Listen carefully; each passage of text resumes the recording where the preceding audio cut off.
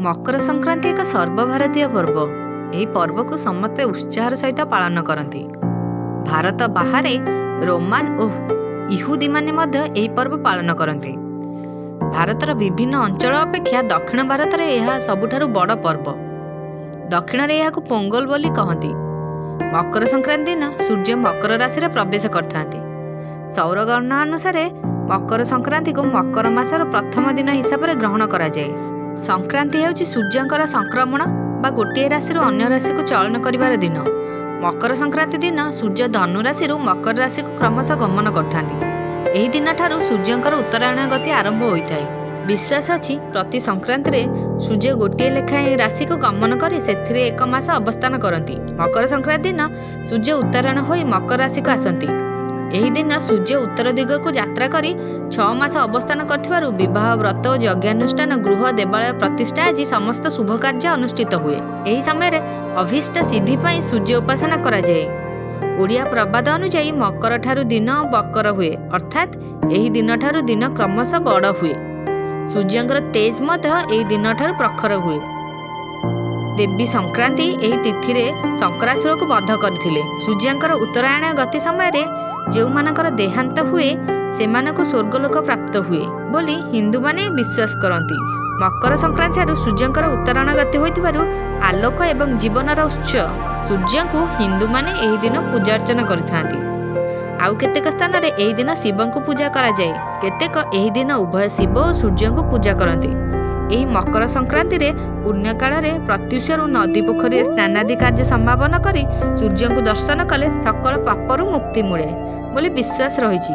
तेणु केउ आवाहन कालू सरोवर नदी तट महानदी तीर प्रभृति विभिन्न स्थान मानक मकर मेला साधु संघ और महोत्सव परंपरा चली आसी। एही दिन प्रसिद्ध गंगा सागर रे एक विराट मेला हुए। पुण्य लाभ आशा करी एही दिन अनेक धार्मिक लोक गंगा सागर रे बुड़ पकई थांती। मकर संक्रांति दिन अनेक स्थान रे गुड़ी उड़ा प्रतियोगिता आयोजन करा जाय थाए।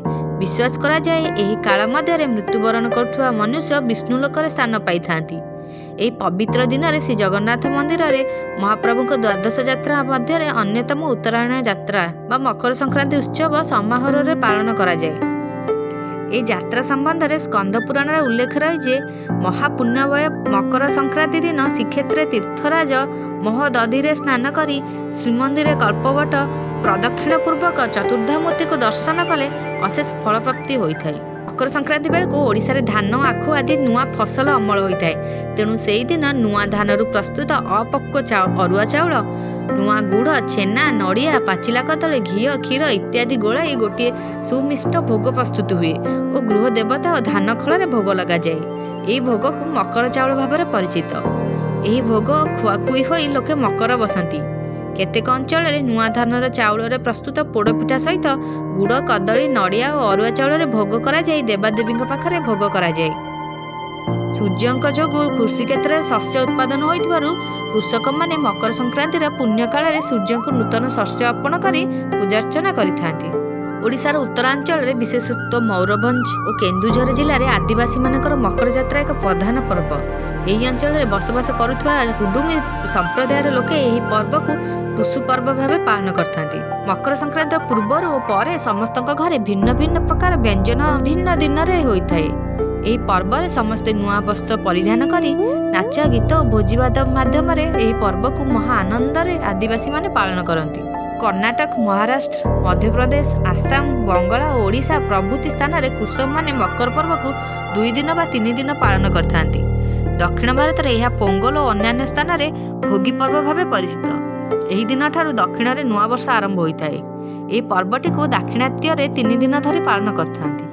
एहीपरि नुआ नुआ वीडियो पाई आम चैनल को सब्सक्राइब करंतु। वीडियोटी भल लागिले लाइक कमेंट और शेयर करंतु।